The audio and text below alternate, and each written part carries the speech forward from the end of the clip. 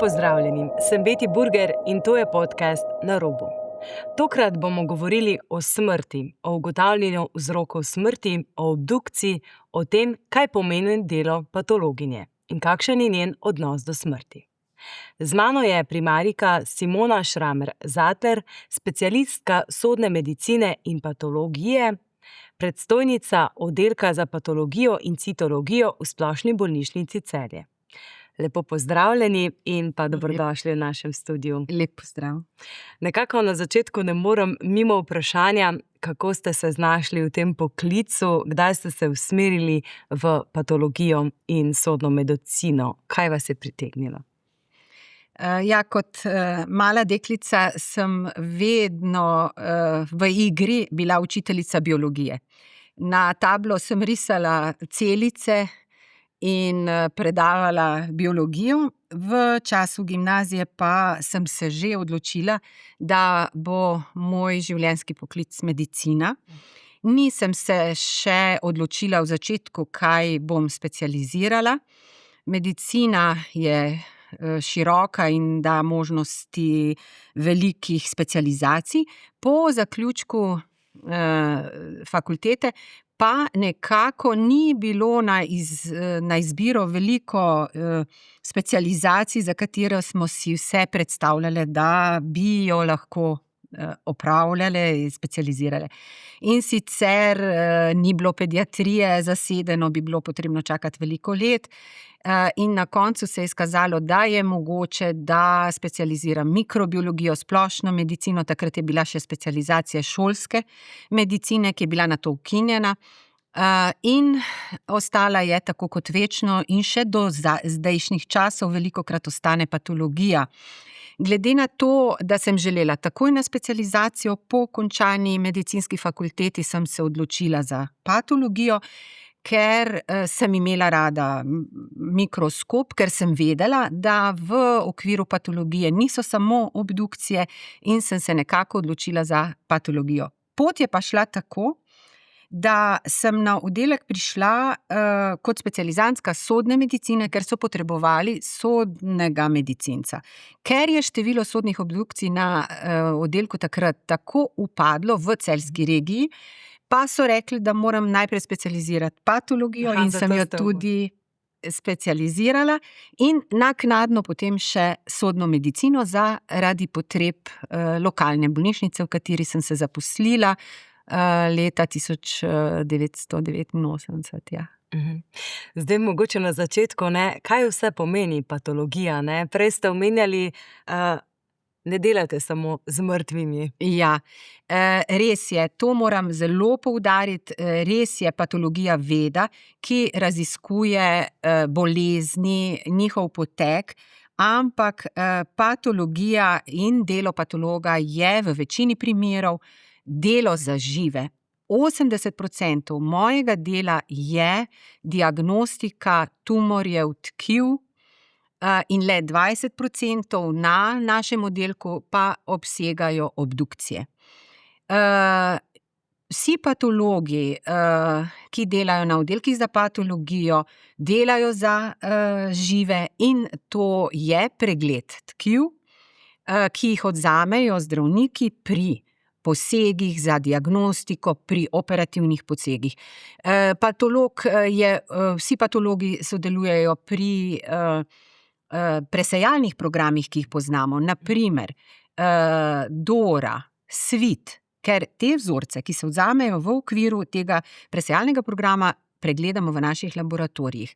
Patologija obsega tudi citologijo in citologi, specialisti, pregledujejo celice, ki jih odvzamejo ginekologi, na primer pri brisu materničnega vratu. In to vse se opravlja na oddelkih za patologijo, odvisno seveda od organiziranosti oddelka in lokacije oddelka ali za potrebe bolnišnice ali inštitutov je delo različno in obsegi dela so lahko različni. Zdaj mogoče, da se čisto malo še vrneva na ta začetek oziroma na to, da ste se potem odločili za to smer, specializacijo. V bistvu za večina se mi zdi, da je pogled na mrtvo telo, na truplo neprijeten. Vi se pravzaprav s tem soočate tudi poklicno. Kako je bilo mogoče na začetku prav soočanje s trupli, z mrtvimi telesi? So vas mogoče te podobe ali vas še vedno nekako spremljajo tudi zunaj službe? Seveda je delo patologa specifično, tako kot vsako delo zanimivo. Na to se moramo navaditi in dejansko nekatere primere nikoli ne pozabimo.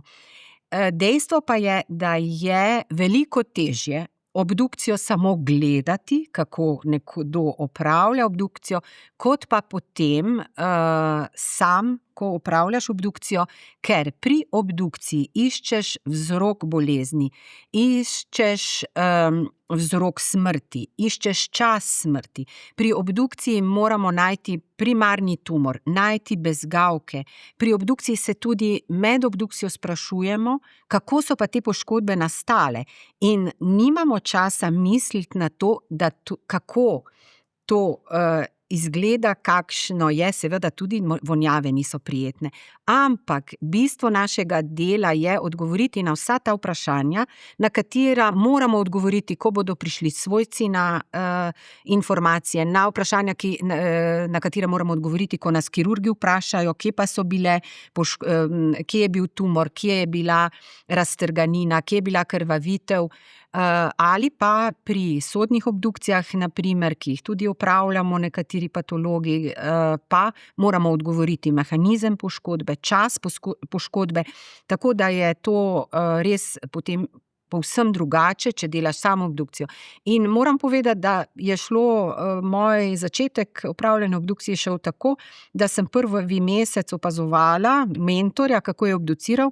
V tistih časih je bilo veliko število obdukcij, in po enem mesecu sem lahko pod nadzorom že opravila svojo obdukcijo, in seveda mi je bilo dosti lažje potem, ko sem sama iskala vzrok Ne, ko ste smrti. samo gledali. Ja, absolutno. In seveda se še spominjam pokojnega, se še spominjam diagnoz in osnovne vzroke smrti. Nekaterih stvari pač ne pozabiš. Ja. Zdaj vse, predvidevam, da tudi glede na delo, ki ga opravljate, smrt za vas ni nekakšen tabu, ki mogoče še vedno velja. Kakšen je vaš odnos do smrti in do življenja? Se je med opravljanjem tega poklica spremenil? Odnos do smrti je takšen, je ostal takšen, kot sem ga imela preden sem prišla na oddelek. Ja. Smrt je del življenja, tega se še bolj zavedamo seveda na našem oddelku, kjer se vsakodnevno s tem srečujemo. Smrt je definitivno slovo, na katerega se je težko pripraviti. V tem času dela na oddelku pa sem sigurno spremenila mnenje odnosa do življenja bolj kot do smrti in pomembnosti, kaj način življenja in odnosi pomenijo za slovo. Smrt je tabu takrat, kadar smo nepripravljeni, ko govorimo o neznanju, o odtujenosti. Preko informacij svojcev, preko podatkov, ki jih dobimo o pokojnih, pa se zaveš, kako pomembno je, da tisti, ki se poslavljajo in če imajo čas, da se poslovijo na primeren način, da se pomirijo, da so hvaležni za tisto, kar je bilo dobrega v naših življenjih. In tu je pa ta specializacija, to delo absolutno mi spremenilo pogled na življenje. In hvaležna sem za to, da sem imela to priložnost. Zdaj ste specialistka in patologije in sodne medicine, pri neki pričakovani naravni smrti ali smrti po dolgotrajni bolezni je pogosto dovolj mrliški pregled. Kdaj se torej zdravnik oziroma pristojni organ odloči za obdukcijo? Kakšna je v bistvu razlika med klinično, sanitarno in pa sodno obdukcijo? Ja, res je. Imamo 3 vrste obdukcij. Mrliški preglednik v bolnišnici je to dežurni zdravnik pri ugotovitvi smrti. se odloči, ali je potrebna obdukcija ali ne, glede na to, če lahko napiše osnovni vzrok smrti.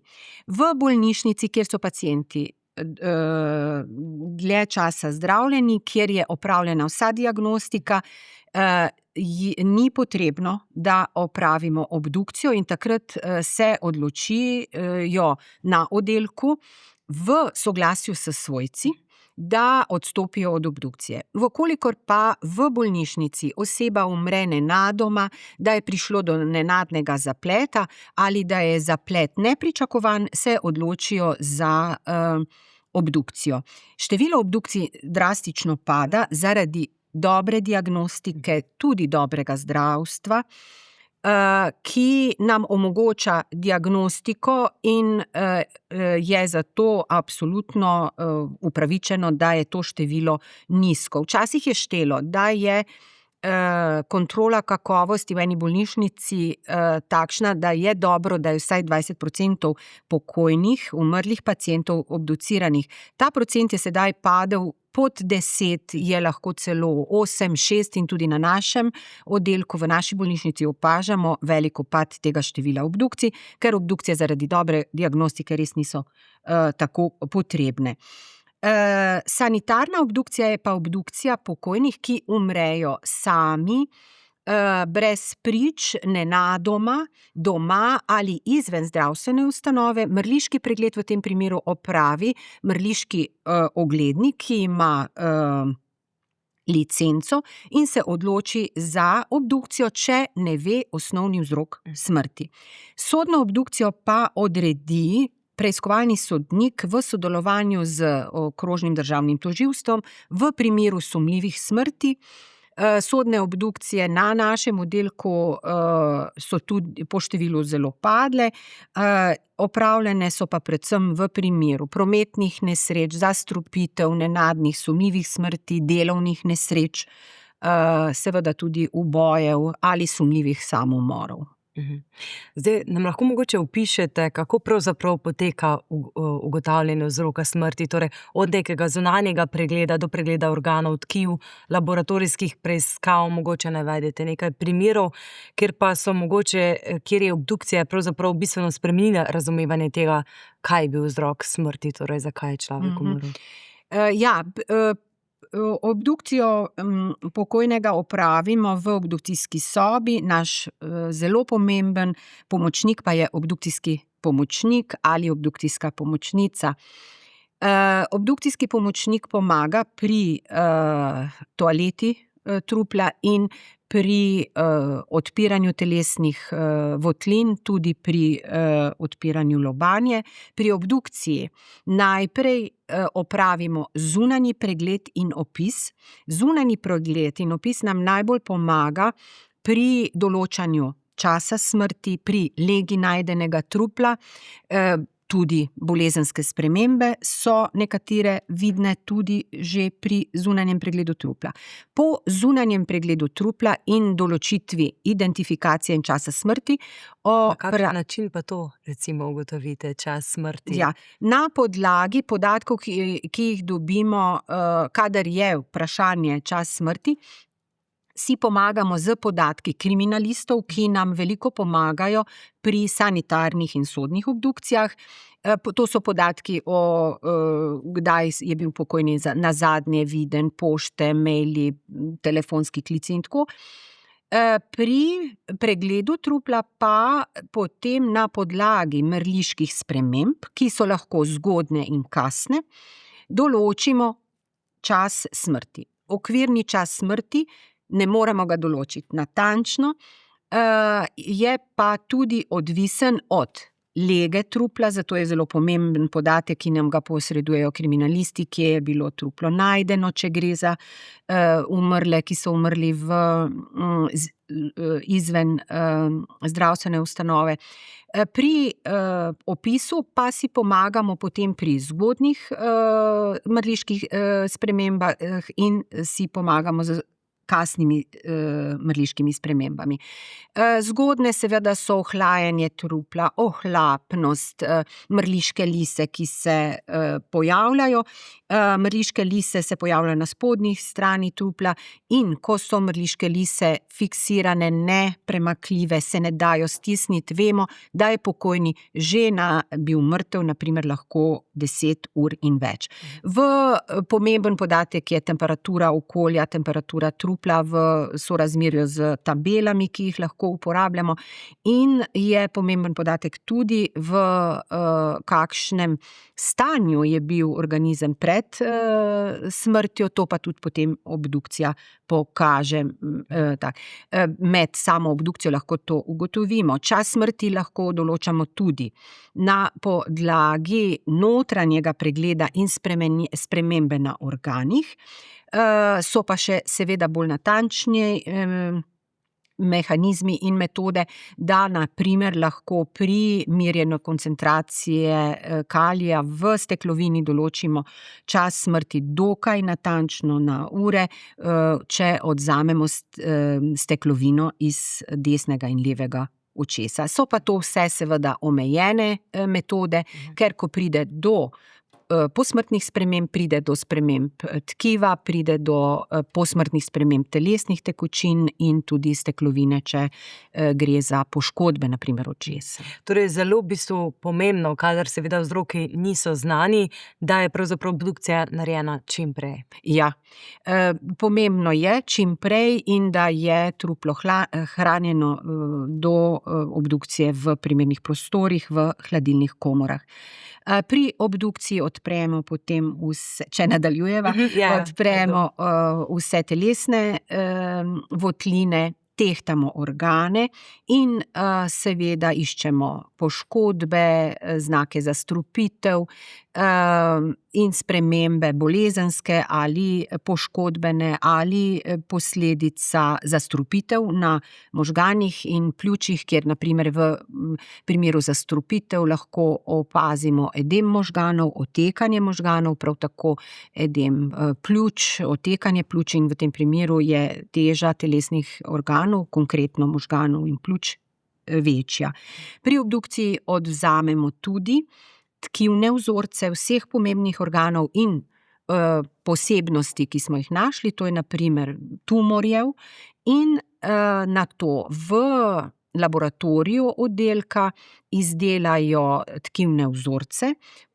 Tkivne vzorce najprej fiksiramo v formalin, nato se tkivni vzorci vklopijo v parafin, tako so primerni in pripravljeni za tanko rezanje na objektna stekelca, in vse organe, osnovne in pa tumorsko spremenjena tkiva, pregledamo tudi pod mikroskopom, da lahko opravimo diagnozo in povemo vzrok smrti. In koliko časa recimo to vzame zdaj celotna, torej od začetka obdukcije do mogoče ugotovitve, kaj je bil vzrok? Prvi del obdukcije je sam akt obdukcije, ki ga opravimo skupaj z obdukcijskim pomočnikom. Ta obdukcija lahko traja uro pa pol, 2 uri in morda še nekoliko več, odvisno od osnovnega vzroka smrti, telesnih poškodb, ki jih je treba vse opisati, zmeriti, stehtati. Potem pa tkivo, ki ga odvzamemo, moramo fiksirati in izdelati v laboratoriju, to opravljajo inženirji laboratorijske biomedicine in tehniki, kemijski tehnologi, biologi. Izdelajo preparate in če je potrebno, opravimo tudi specialna barvanja, to so biokemična in na našem oddelku tudi imunokemijska barvanja, in si s tem pomagamo pri diagnostiki ali benignih in malignih sprememb.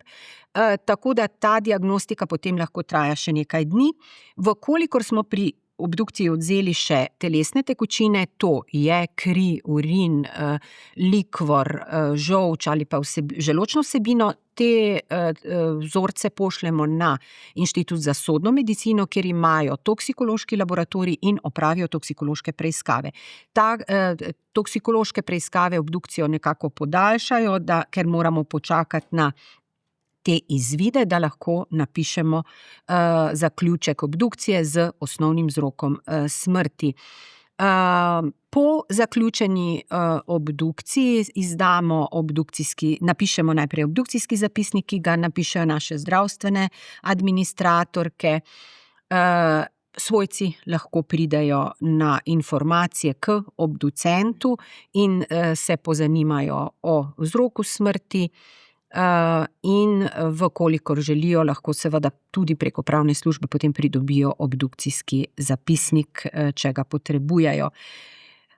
Sam akt obdukcije pa zaključi potem obdukcijski pomočnik, ki vrne vse organe nazaj v truplo, zašije in opravi toaleto trupla. V nekaterih primerih lahko svojci tudi po obdukciji se poslovijo od pokojnih, ker imamo na oddelku tudi prostor, ki ga imenujemo žalna soba, kjer lahko svojci, ki se želijo posloviti od pokojnega, ki je morda umrl nenadoma ali kakorkoli v bolnišnici, se tudi še poslovijo od njega. Zdaj pa mogoče, kdaj je kakšen primer tega, ko je obdukcija bistveno spremenila razumevanje tega, kaj se je zgodilo, torej da je mogoče nekdo padel ali pa bil v prometni nesreči, umrl in se je potem izkazalo, da je v bistvu bil razlog za smrt nekje drugje. Ja, veliko obdukcij je takšnih, kjer ugotovimo kot osnovni vzrok smrti nenadno srčno smrt. Tudi sedaj zaradi dobre diagnostike in obravnave pacientov redko pri obdukcijah opazimo napredovale bolezni, ki niso bile znane, na primer velike tumorje z metastazami ali napredovale tuberkuloze, pljučnice in vse to. To so bile diagnoze, s katerimi smo se srečevali pred več desetletji ali še prej. Pri obdukcijah sedaj pa seveda je namen obdukcije, da takšne vzroke nepričakovane najdemo. In to so na primer obdukcije prometnih nesreč, je oseba nenadoma zapeljala izven cestišča. Pri obdukciji moramo potem ugotoviti, zakaj je vzrok smrti, ali je vzrok smrti telesna poškodba, huda, ki je nastala in je povzročila smrt, ali pa je že pred poškodbo, pred zavijanjem iz ceste prišlo do kakšnega nenadnega bolezenskega stanja. In vsako leto imamo na oddelku tudi srčne smrti v prometu. Lahko je osnovni vzrok lahko je vzrok te takšne smrti tudi samomor, ampak če potem najdemo poslovilna pisma in namero pokojnikov, da bodo končali svoje življenje na takšen način, potem pač pri obdukciji iščemo potem vzroke smrti, telesne poškodbe, odvzamemo telesne tekočine in poizkušamo odgovoriti na vsa postavljena vprašanja. V takšnem primeru je pogosto tudi odrejena sodna obdukcija. Takšne posebne izjeme, ki se jih pa spomnim, pa je, da smo imeli pokojnega, ki je nenadoma se zgrudil, imel je samo podatke o bolečinah v križu, o kamnih v ledvicah in da je zadnje dni tožil zaradi bolečin. Obdukcija pa je pokazala, da je umrl zaradi izkrvavitve v desno in v levo prsno votlino. Do izkrvavitve pa je prišlo zaradi res agresivnega sarkoma, lejomiosarkoma, tumorja mehkih mišic, ki je izrastel v prsni aorti. Tumor je bil velik 14 centimetrov in je prerastel celotno steno in povzročil, da je prišlo do razpoke na aorti. Aorta je največja žila v telesu in vzrok smrti je bila izkrvavitev. To je bila absolutno takšna nepričakovana smrt pri pacientu srednje starosti. Kako pa je v primerih recimo prometnih nesreč ali pa nesreč v gorah, recimo, kjer so tudi lahko trupla zelo izmaličena, je tu potem obdukcija drugačna, je težje ugotavljati vzroke smrti in kako se seveda tudi vi psihološko soočate s temi primeri ali pa celo, ko gre za primere otrok? Seveda so te obdukcije zelo zahtevne in naporne za vse udeležence, ki jih obravnavajo. Bom povedala iskreno, da se nikoli ne navadimo na te obdukcije in jih je težko opravljati. Vendar tudi tu moramo odgovoriti na vprašanje, kakšen je osnovni vzrok smrti, kaj ga je sprožilo, zakaj je do tega prišlo. Imamo lahko tudi več, pri obdukciji lahko ugotovimo, da je več poškodb vodilo v smrt in tako nekako, enako kot sem prej povedala, se trudimo, da pri obdukciji opravimo delo strokovno, z vso prizadevnostjo in etično, da lahko odgovorimo potem na vsa vprašanja svojcev in organov, če jih to zanima. Seveda pa nikoli nekako ne pozabiš nekaterih obdukcij, predvsem otrok, ker so tudi detomori ali pa obdukciji otrok v prometnih nesrečah, delovne nesreče, in to so res železniške nesreče, zelo hude poškodbe, ki jih pa moramo tudi opraviti in natančno opisati. Pa so danes vzroki smrti precej drugačni kot pred desetletji oziroma v primerjavi s tem mogoče, o čemer ste se vi učili v času študija medicine? Tako kot sem že prej povedala, nekako nekatere napredovale bolezni zaradi oskrbe ne obduciramo več toliko, kot je bilo še pred desetletji, kot sem povedala, tuberkuloza. Je pa seveda sedaj veliko več imamo, tako kot je v populaciji znano, so bolezni srca in ožilja in je tu veliko teh diagnoz, ki jih potem postavimo kot osnovni vzrok smrti. Zanimivo je, da v preteklosti smo obducirali tudi HIV pozitivne paciente, pa nismo vedeli. Na oddelku smo imeli in sem obducirala tudi Creutzfeldt-Jakobovo bolezen, ki je bila ena izmed prvih in zelo napredovala. In res včasih so bile te stvari, te bolezni in diagnoze, ki smo jih postavljali, bolj napredovali bolezni. Sedaj pa morda, če ste me vprašali, lahko tudi povem, da glede v okviru sanitarnih obdukcij obduciramo tudi veliko samomorov, a ne. Tu se je tudi nekako spremenil ta vzrok smrti pri samomorih, da je včasih bilo več zastrupitev z kislinami, z lugi, sedaj pa je še vedno tako kot nekdaj tudi kot osnovni vzrok smrti obešenje, a ne, ampak imamo pa več zastrupitev tudi z zdravili in pa poškodbe z ostrimi predmeti. To se nekako lahko spreminja, je pa seveda to odvisno od regije, od izpostavljenosti in pa dostopnosti do strelnega orožja. Tudi to je lahko osnovni vzrok smrti pri teh smrtih. Koliko pa lahko mrtvo telo pove ne le seveda o vzrokih smrti, ampak pravzaprav o življenju, načinu življenja človeka? Ja, seveda, pri obdukciji pregledamo vse organe in lahko pri obdukciji ugotovimo kronične spremembe na organih, ki so posledica lahko kajenja, uživanja alkoholnih pijač, drog.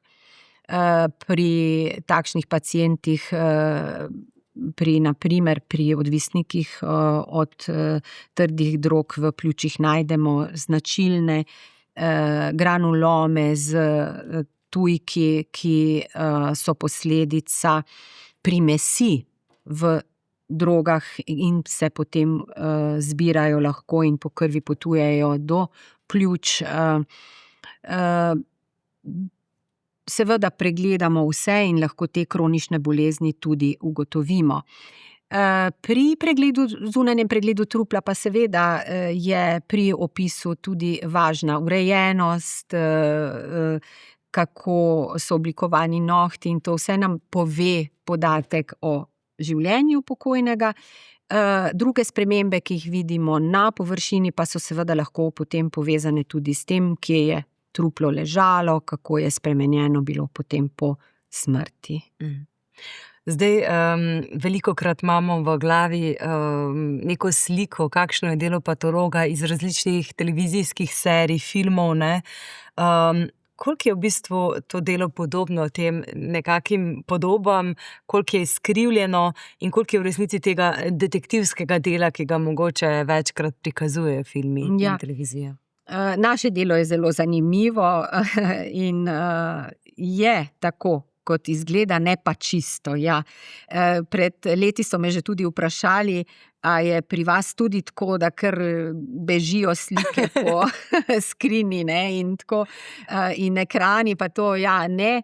Drugače pa je v ekranizaciji teh detektivskih zgodb me je pred leti dosti zmotilo, ko je prišel mrliški preglednik in je povedal, da je pokojni umrl ob določeni uri in 14 minut, ne.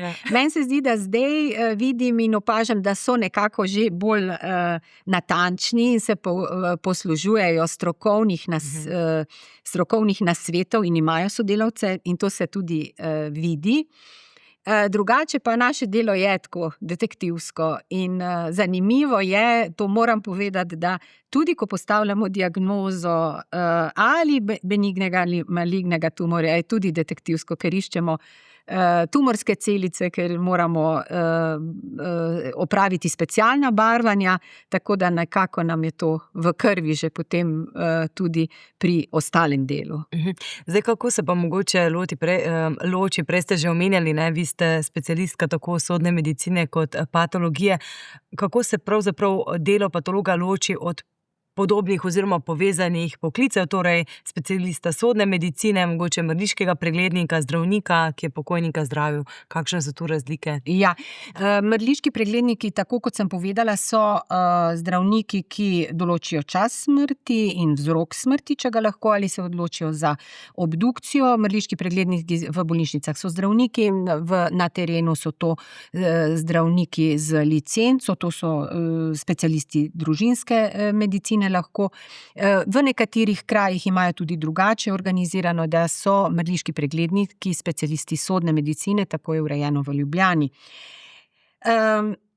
Patolog opravlja delo patologa, tako kot sem povedala, in bom še enkrat, da večinoma delamo za žive, opravljamo delo tudi v okviru presejalnih programov in tu bi rada izpostavila, da v okviru presejalnih programov iščemo predrakave spremembe in je zelo pomembno, da se ljudje jih udeležujejo in da se ne bojijo, ker ne iščemo raka. Ja, včasih se najde, ampak upamo, da se najde takrat v zgodnji obliki. Citologi, kot sem rekla, opravljajo tudi delo v okviru patologije, pregledujejo celice, tu gre za aspiracijske biopsije z tanko iglo in tu je zelo pomembno, da v okviru citologije dobijo lahko diagnozo pacienti v istem dnevu, v 2 dneh. Je lahko opravljena diagnostika, če niso potrebna dodatna barvanja, dodatne preiskave. Patologija pa, kot sem rekla, pregled tkiv, diagnostika, specialna barvanja, biokemična, imunohistokemična, sedaj v današnjih časih pa se patologija zelo razvija in je večina tumorjev počasi prešla na molekularno diagnostiko, kar pomeni, da bo diagnoza dosti bolj natančna in kaj je bistveno, pri tej diagnozi bo potem tudi možna boljša terapija tumorjev. Sodna medicina pa se ukvarja predvsem z vzrokom smrti, za opravljanje obdukcij v primeru sumljivih stanj, sumljivih dogodkov.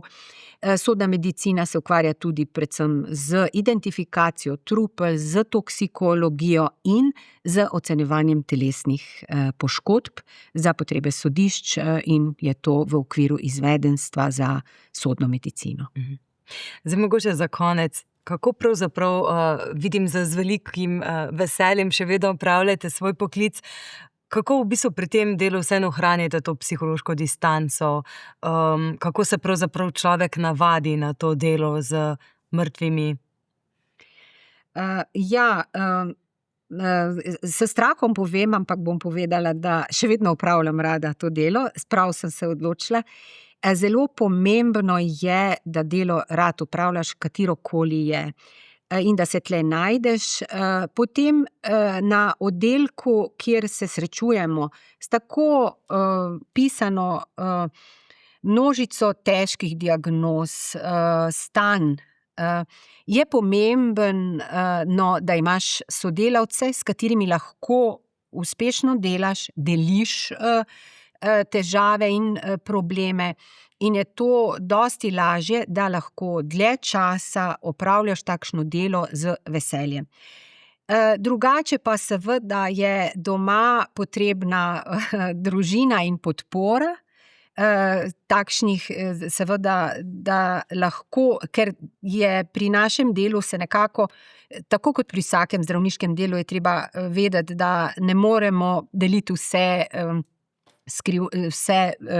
skrivnosti, da gre za varovanje podatkov, ampak da nas tudi doma razumejo, kaj lahko povemo, kaj ne, in da včasih moramo to breme odložiti, in je to zelo pomembno, ne, da imaš doma urejeno okolje, pri katerem lahko potem napolniš baterije. Sicer pa seveda tako kot pri vsakem poklicu odklop, šport, kultura in zadovoljnost pri delu pa vse. In veliko dela. In potem nekako, bolj ko delaš, nekako lahko spoznaš, da zmoreš in gre, da ne se poglabljaš samo v eno stvar in da lahko potem preneseš vse te obremenitve. Kako pa je mogoče res pomembna sama pieteta, ne? Ste rekli, da poskušate v bistvu iti v vlogo, kjer obravnavate pravzaprav bolnika, ugotovite vzroke smrti. Kako pomembna je prav ta? Ta pieteta mora biti vseh delavcev razvita zelo visoko, vseh delavcev na patologiji, seveda tudi tako kot v vsakem zdravstvu, to so naši pacienti, in naši pacienti so od takrat, ko jih sprejmemo iz oddelka, naši obdukcijski pomočniki jih pripeljajo iz oddelka, opravijo toaleto, da jih lahko predajo svojcem ali pogrebnim službam, pokojne sprejmemo tudi od pogrebnih zavodov, ki pripeljajo trupla izven bolnišnice, pokojnih, ki so umrli doma ali v kakšnih prometnih nesrečah, in od takrat naprej so to za nas pacienti in z njimi tako ravnamo. Da to razložim, lahko povem, in se mi zdi pomembno, da po zaključeni obdukciji ravnamo z truplom tako, da se rezi zašijejo tako, da je čim manj vidno, in da v nekaterih primerih se svojci lahko poslovijo tudi po obdukciji od pokojnih. Včasih opravimo tudi zašitje kakšnih poškodb in ran, tako da lahko svojci v primeru nenadne smrti, prometnih nesreč prav tako opravijo poslovitev na oddelku ali pred pokopom ali pred kremacijo, in to je eden izmed teh pokazateljev, ki vam pove vse, da s truplom ravnamo tako, kot je prav. Pri delu pa seveda je vse skozi v ospredju naš pacient in odgovori, ki jih moramo podati ali svojcem ali zdravnikom ali vsem, ki so imeli opravka z našim pokojnim pred tem. Simona Šramek-Zatler, najlepša hvala za pogovor, za iskrenost. In hvala vam, dragi poslušalci in poslušalke, gledalke in gledalci, za vašo pozornost, pa lep pozdrav do prihodnjič.